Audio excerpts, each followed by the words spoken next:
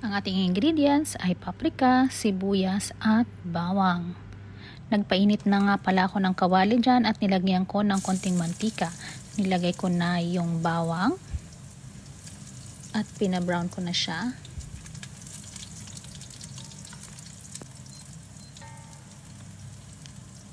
Sinunod ko naman yung sibuyas at ating palalambutin yan. Haluin lang natin yan para hindi masunog ang ating bawang at sibuyas. Kasi pag nasunog yan, papait yung ating niluluto. At habang hinalo-halo-halo ko siya dyan, hinihintay ko na magisa yung ating sibuyas.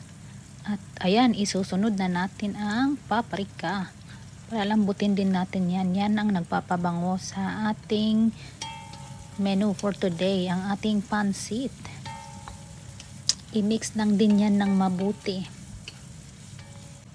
At habang hinihintay ko nga na magisa yung ating mga ricados, at ayan, kumuha ako yung ating sotanghon. Binabad ko siya sa tubig, yung medyo mainit-init ng konti na tubig para siya ay lumambot ng konti. Gusto ko siya ginaganyan para mas madali siyang maluto. At ayan, tapos ko na nga siyang nababad. Medyo na-over nga lang ng konti, pero okay lang yan.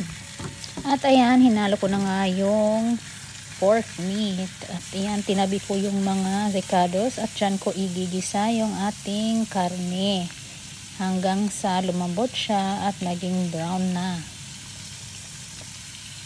Wag natin kakalimutang haluin ang ating karne at para hindi siya masunog. Yan, palambutin natin. Igisa natin hanggang sa maging golden brown na siya. At pwede na natin dyan ihalo ang ating mga ingredients, ang ating mga ricados. Ayan na nga, tingnan mo, medyo lumambot na ang ating karne dyan. At ayan, tinakpan ko yan at ayan na yung itsura ng ating ginigisang karne, yung pinapalambot natin na karne. Kailangan natin palambutin yan para hindi naman parang gummy yung ating kakainin. Mas masarap malambot, paano na lang ang may mga postiso. At ayan na ang ating karne, nagisa na siya, nag-brown na. Hinalo ko ang mga ricados.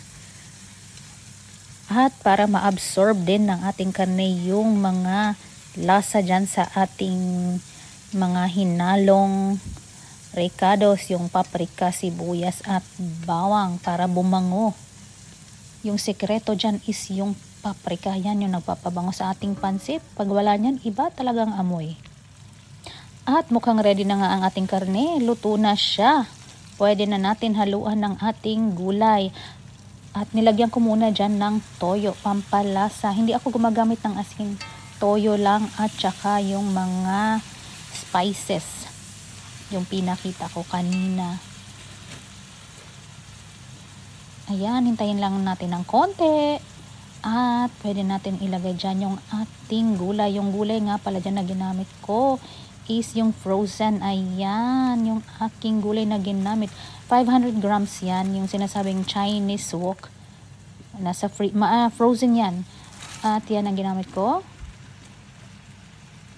Ihalo natin, hintayin lang natin siya na ma-defrost. Kasi natatamad ako kung kulang kayo sa oras at nagmamadali kayo magluto, yan pwede nyo gamitin yung frozen vegetables. Ano din yan, same ang pa rin yan, healthy pa rin yan kahit naka-frozen.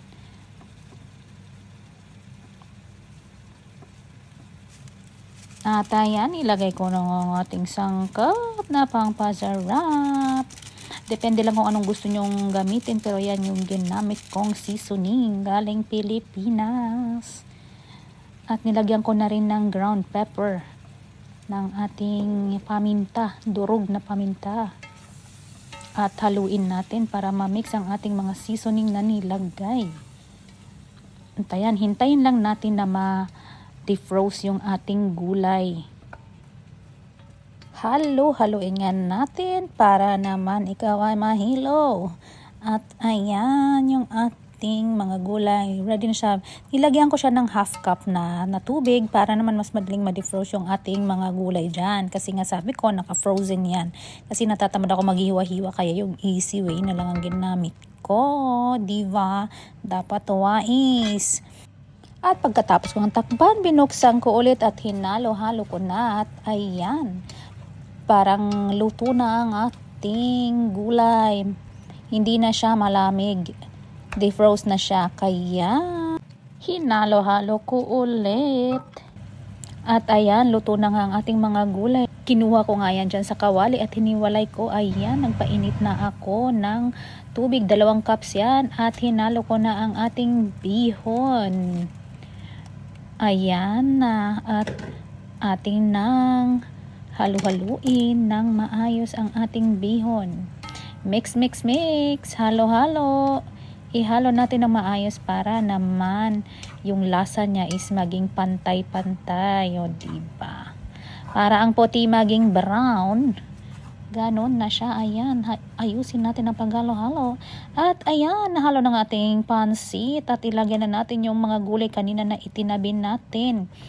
Yan ang ginagawa ko at inibabaw ko yan. At pagkatapos nating ilagay yan, haluin natin para naman ma-mix ng maayos. At hindi puro gulay lang nasa ibabaw at sa ilalim puro lang pansit.